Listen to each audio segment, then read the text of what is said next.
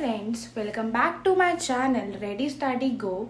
In this video, we will start with the new chapter of class 10th, History, chapter number 1, The Rise of Nationalism in Europe.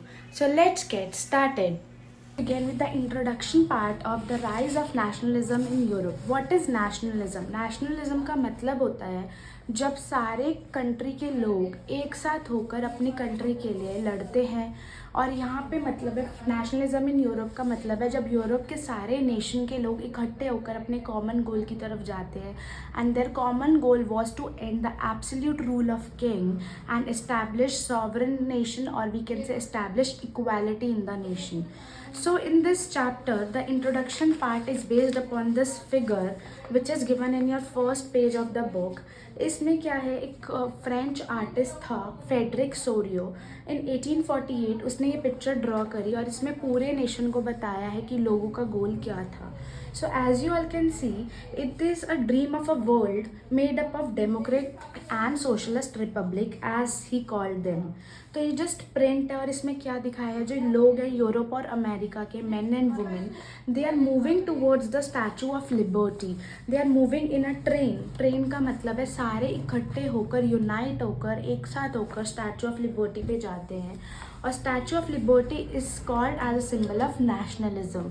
तो इन्होंने क्या है, statue of liberty के एक hand में light है, candle है, और एक हैंड में चार्टर है. तो लाइट इसलिए नहीं है कि people can see the way. Light is for कि लोग अपनी enlightenment, they want to enlight themselves as a nation into a democratic and republic. और जो चार्टर है, चार्टर होता है जस्ट अ रॉ और वी कैन से रिव्यू कि लोगों लोगों का क्या एम था, what rights they wanted, what to end. तो चार्टर में यही सब लिखा जाता है. Like if I say constitution is a charter of, we can say country charter of rights.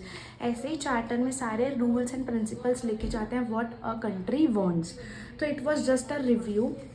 और यहाँ पे बहुत सारे पेपर्स फेंके हुए हैं and these teared of papers are the symbol that they want to end द absolute rule of monarchy जो already था. So we can say that it is just a picture, an imaginary picture, but this was not the real condition of Europe. It in Sorio's utopian vision होता है a society that not exist in reality.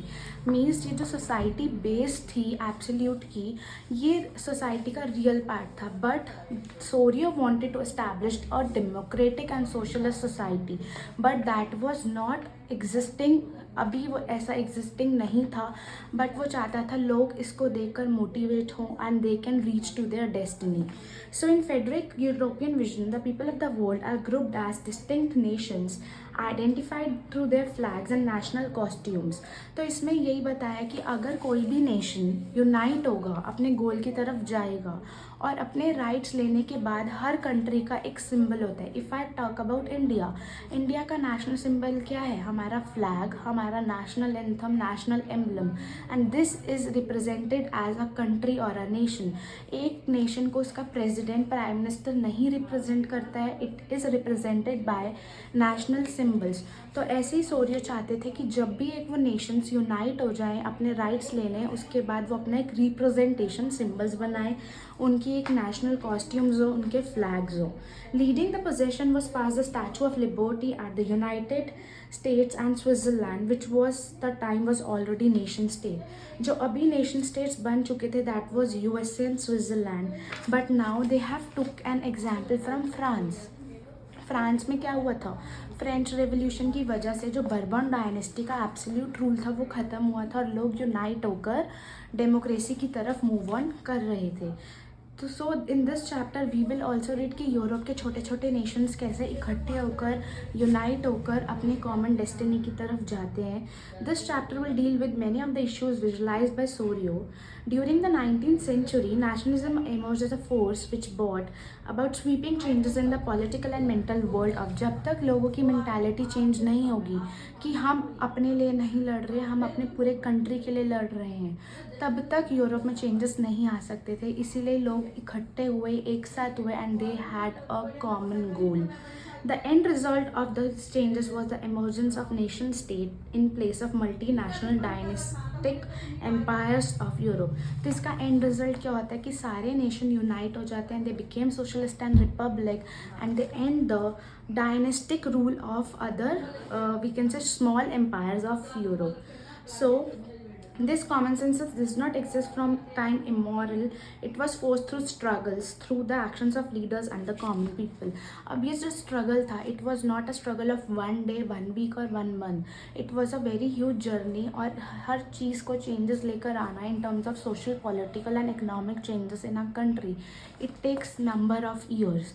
So this is how our nationalism begins, and it was totally based upon the French Revolution that you have already read in class 9 chapter number 1 of history.